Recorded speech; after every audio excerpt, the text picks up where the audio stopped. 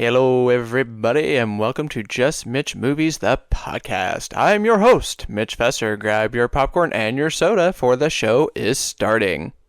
This episode, it's something that I had been wanting to talk about for a little bit. I didn't think I was going to talk about it this soon in the podcast. I was going to save it for probably a couple weeks from now. Wanted to get some more episodes before this one. But a friend of mine from work, Cassidy, love her. Shout out to her for making me want to do this episode. Why does Hollywood keep making remakes? That is a question that everybody that watches movies, goes to see movies, talks about movies, everybody. Why are remakes starting to be so much involved in the Hollywood scene nowadays? I feel like every year there's some kind of remake. And I'm also including reboots in that little conversation. You have, I know this year we had Roadhouse, which, oh my god, don't even get me started on Roadhouse. I know it's a sequel, but it's still kind of a remake, if you will. You got Mufasa, The Lion King. Last year, couple years, you had The Little Mermaid. 2017 you had Beauty and the Beast. 2019 you had The Lion King. This year you also have The Crow. There's a ton of remakes that Hollywood has been just shoving out there. And I had a question for you all. Why? Why do you all think that Hollywood keeps making these remakes? I wanted to talk about this episode because as a movie fan myself, regardless of the film, I'm going to go see it. I don't care if it has bad reviews, good reviews. If it has a story, I'm going to see it. If I don't get a chance to see it in the theater, I'm going to watch it on some kind of streaming service, or I'm going to rent it on DVD, or I'm going to rent it on Apple TV or Vudu, I think that's what they call it now. I'm going to find a way to see it. It may take a while depending on the product, but I'm going to watch it.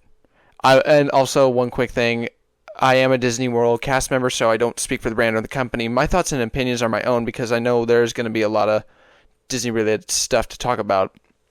But I have been noticing over the past, I'm going to say,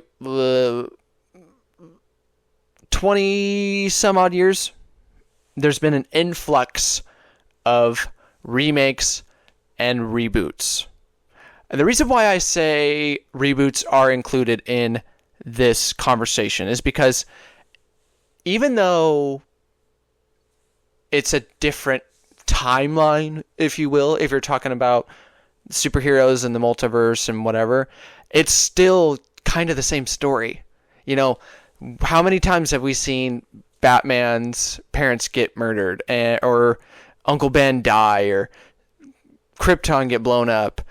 It's the same story, so it's a remake. Now, since the dawn of arts, when I mean arts, I'm talking theater, movies, TV shows, video games.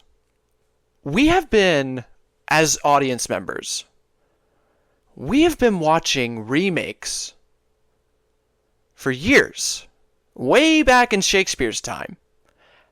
And the reason why I say that is because, now granted, this is a totally different way of looking at it, but I'm in a different mindset. How many times have we seen Hamlet on stage? How many times have we seen Romeo and Juliet on stage? How many times have we seen the same musical, like Les Miserables or The Phantom of the Opera? Now, I know that's still going. It hasn't been finished.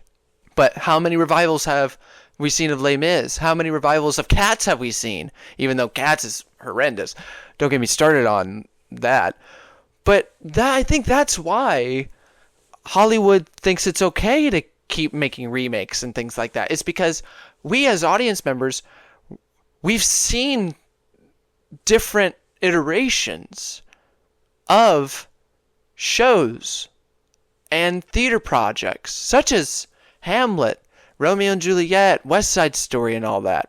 So I get the feeling that Hollywood thinks that audience members want to see movies over and over and over again, such as, like the Spider-Man films, Batman films, and all them. But to me, I feel like Hollywood also, they want to play into the nostalgia of a lot of people nowadays, because I had a conversation about this with another friend of mine from work. Everybody wants to feel like they were when they were a kid. But when I think of remakes and they can work, I have seen remakes be very, very well done. I've seen it happen. 101 Dalmatians with Glenn Close. That first one, it was great. I love that movie. It was different from the animated version. Glenn Close was phenomenal. Jeff Daniels was good. The way that they handled the dogs, they were amazing. Beauty and the Beast, I liked it. I like Beauty and the Beast. And one of the best remakes that we have seen in the past 30 years was Peter Jackson's King Kong in 2006. That movie was phenomenal. Say what you will about it. Yes, it was the same movie from back in the 1930s, but that was good. That was a great, great film. So, remakes, they can work. But I think we have seen over the years how remakes just keep getting steadily worse and worse and worse, and they start to be this way of screenwriters and directors just be like, okay, let's just take the original story, add a few twists, and then we'll put it on the screen. Case in point, Roadhouse, the Amazon Prime original that came out a couple months ago. It's the same movie, but they tried to make it different, which I appreciate that. I appreciated that they tried to make it different. I loved it. But it lost some of the heart and soul of the Patrick Swayze version. That Patrick Swayze version was, don't get me wrong, it wasn't good. That movie was not great. But looking back on it, I can understand why it was such a cult film. Because even though, in my opinion, Patrick Swayze, may he rest in peace, was not a good actor. He wasn't. He was not great. He still had that presence of, oh, I'm a bouncer, I'm going to kick your ass and all this stuff. But this film, it wasn't set in a bar. It was set in an ocean club. And that speech that he had when he's talking about, if somebody calls you this, you have to be nice. I want you all to be nice. I don't want you starting fights. I don't want you escalating. That speech didn't happen in this film, the Jake Gyllenhaal version. And that was what it made the original cult following, in my opinion. It had that speech that you have to be nice. And that wasn't in the Amazon Prime version. That pisses me off. So I think the remakes, that ones that don't work, you either do a shot-for-shot remake, like The Lion King and Psycho, which I'll get to that in a minute, or you try to change something, and you change something so drastically, it pisses somebody off, like the fans of that original film.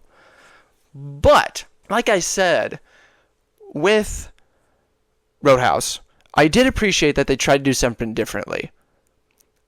So, I always have to point out another film like A Star is Born. That Star is Born, that film has been remade multiple times. And every single time it's been remade, it has been nominated for Oscars. And the reason I think it's so successful, and where some remakes are not, I think it personally is because they change up the story just enough to make it seem like this is a completely different movie. Yes, it is titled a remake, but it's something different, and it introduces things to new audiences. Now, the shot-for-shot remake, such as The Lion King, which I'll get to that in a second. Don't get me wrong, Lion King was good. The original was phenomenal. I enjoyed the remake. I know a lot of people didn't, but I appreciate for what it was. I knew it was going to be a shot-for-shot remake. I knew it. we all saw the trailers when it was coming out. I knew what I was going to get, so I'm going to ignore that one. But Psycho, the shot-for-shot remake in 1998 of the 1960 Alfred Hitchcock film. I haven't seen it yet, but I've seen bits and pieces. It was a shot-for-shot, and I'm watching the bits and pieces. I'm like, what the fuck am I seeing? If I wanted to see the Marion Crane get stabbed in the shower again, I would rewatch the Hitchcock film. Why do I need to see this in 1998? Why? Why was this even thought of? And that movie was just beyond bad. It was. Vince Vaughn was terribly miscast. So, I think going back to the beginning of this episode, why do they keep making it? Why? Someone tell me why they would want to make a movie remake of Psycho. That is a classic horror film that did not need to be remade. And if it was going to be remade, at least make it different, for God's sake. Don't make it to where, let's take it shot for shot. Let's change a few things. Instead of $40,000, she steals $400,000. Instead of making it set in the 60s, we're going to set it in 1998. That's different. That'll bring the audience in. No, it won't. You wanted to change the Psycho? I don't know. Maybe instead of him running a motel, maybe have him run another business.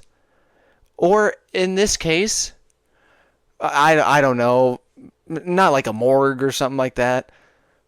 Or instead of it was like still have it a motel, have it be not just a rundown motel, have it be like a popular spot. That would have been more interesting in my opinion. That would have been a nice change for a remake. You still would have been able to tell the same story, but instead of it just being a rundown motel, maybe make it like an expensive hotel that Norman Bates ran. I think that would have been a lot better remake. But I don't know. It's hard. It's hard to make a good movie, period. But it's even tougher to make a good remake. And the reason why I say that is because the majority of remakes nowadays, they are remaking good movies. They are remaking Oscar-winning films, such as, the Disney remakes.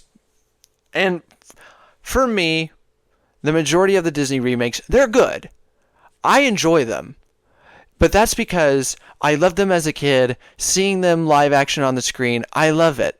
Because I love The Little Mermaid. I love Cinderella. Cinderella is the best Disney remake, in my opinion, in 2015, directed by Kenneth Branagh. I will go out on I will die on a hill and say that Cinderella is the best live-action remake. And the reason why I think that one was good is because, yes, it's the same story, but it was told in just a beautiful fashion. And it helped that you had a great director in Kenneth Branagh, but that movie was so good. I loved Cinderella. And yeah, Disney's had a few misses, like Dumbo. Dumbo was not good. I think the reason why Dumbo failed was because it wasn't told from Dumbo's perspective. It was told from the kid's perspective. And again, I appreciated that Tim Burton tried to do something different, but it was missing just a little something. You could still have the kids there. Still have the kids. It worked. But I don't think it would have worked. It would have worked a little bit better if it was still told from Dumbo's perspective. And I was missing, that motherly instinct, the mother-son quality that made the first one so classic. Another remake that I don't know. It's coming out. I know everybody says it's a reboot, but it's a remake. It's The Crow. Why are you remaking The Crow? I'll see it. I'm going to form my own opinion. But I really enjoyed the original Crow back in the 1990s. with what's the Lee's with was it Bruce Lee's son? Was it Jason Lee? Not Jason Lee. Brandon Lee. That's it. Brandon Lee. That movie was so good. It really set comic book stories up for, hey, these can be dark. These movies can be dark. They can be bloody. They can be scary.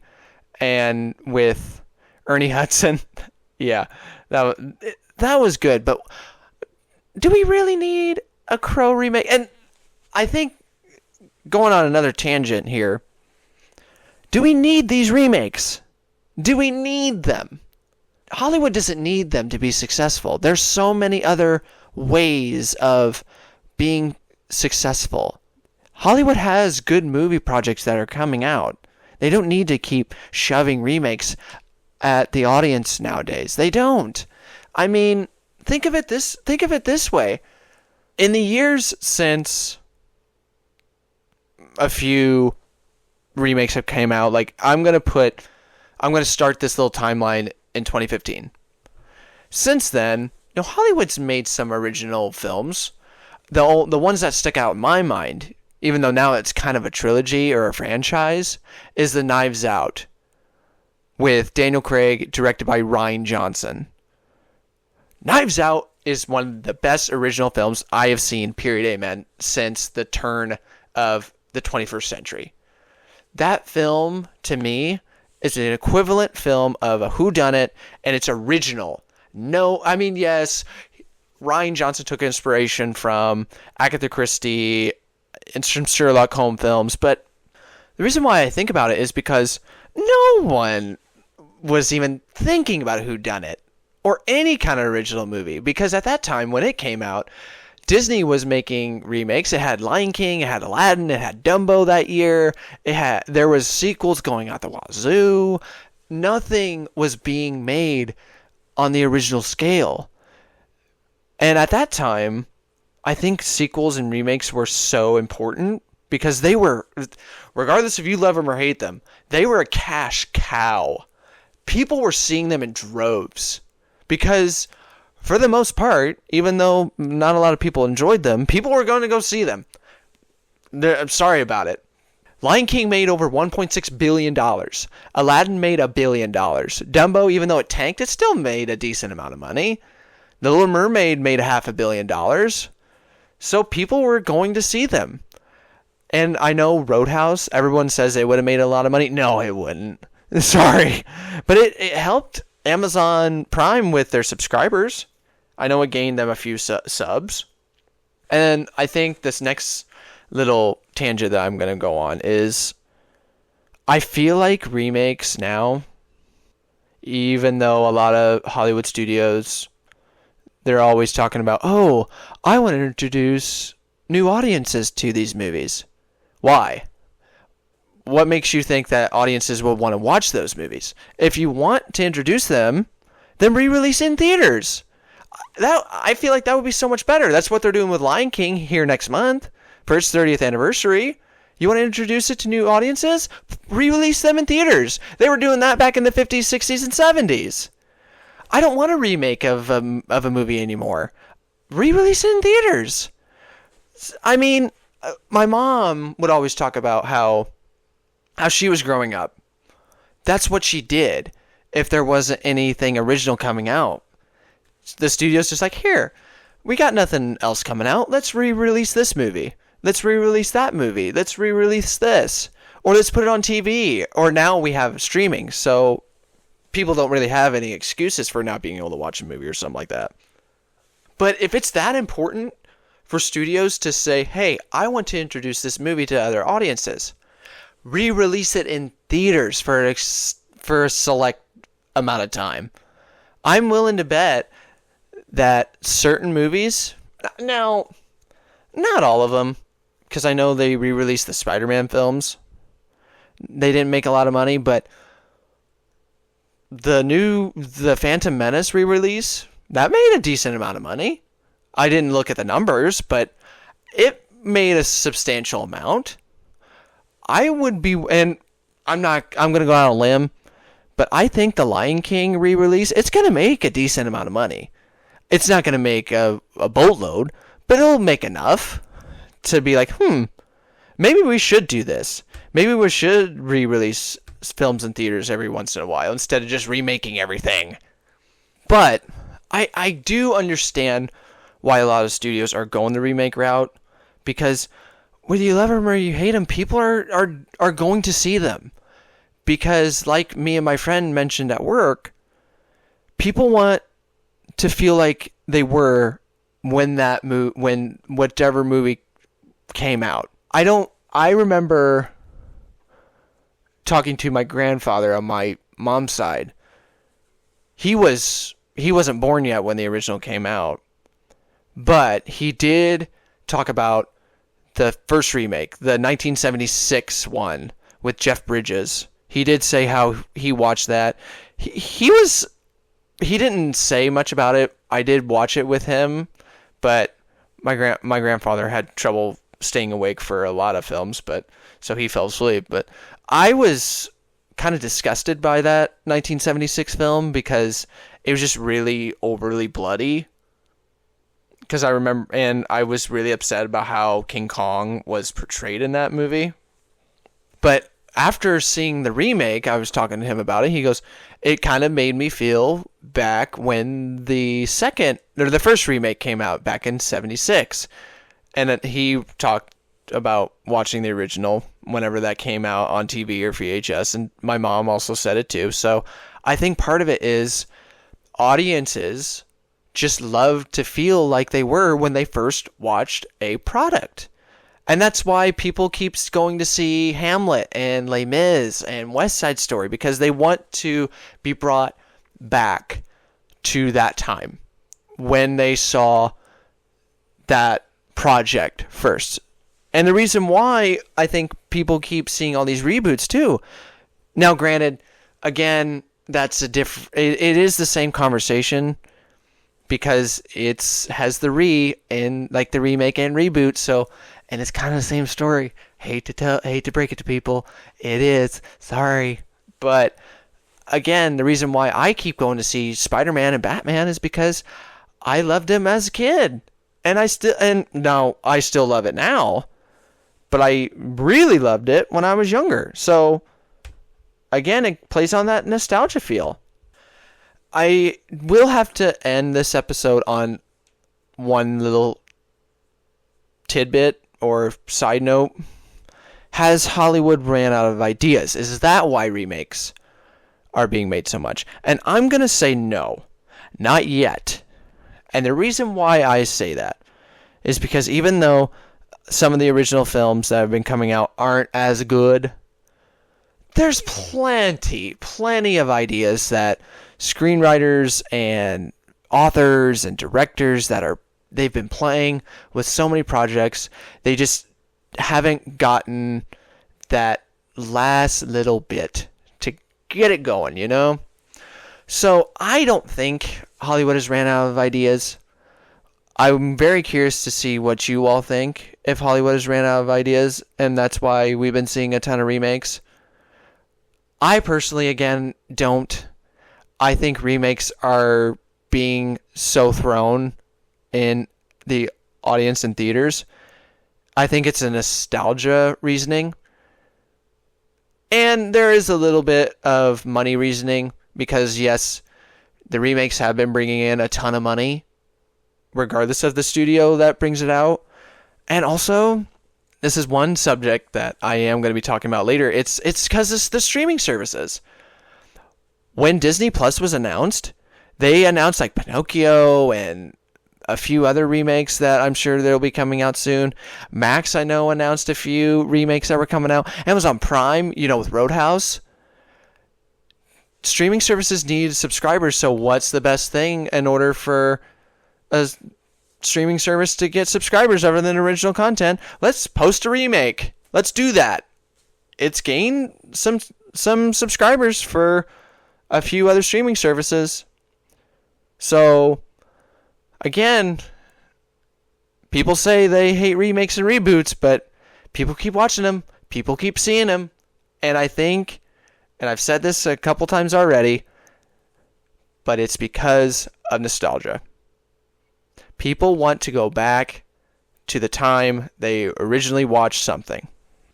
Like way back, years prior, when people saw Hamlet for the first time. Or when people saw Romeo and Juliet for the first time. Or when people heard Les Mis. Or people heard West Side Story. They keep going to every iteration. They keep going to every revival. They keep going to every reboot. They go to every remake. It's because they want to feel like they were when they first saw it. And remakes make money. So there's that. I'm very, again, curious to see what you all think. Definitely let me know. So yeah. That's why Hollywood keeps making remakes. It's nostalgia. You'll find this podcast on Spotify, Apple Podcasts, and wherever you can find your podcasts. Feel free to subscribe to my YouTube channel titled Just Mitch Movies. Follow on Instagram at Just Mitch Movies and TikTok at justmitch.movies, where you'll also find this podcast as well as my movie and TV reviews. If you have any questions, go ahead and send me an email at mfesser10@gmail.com. And as always, I'll see you all at the movies.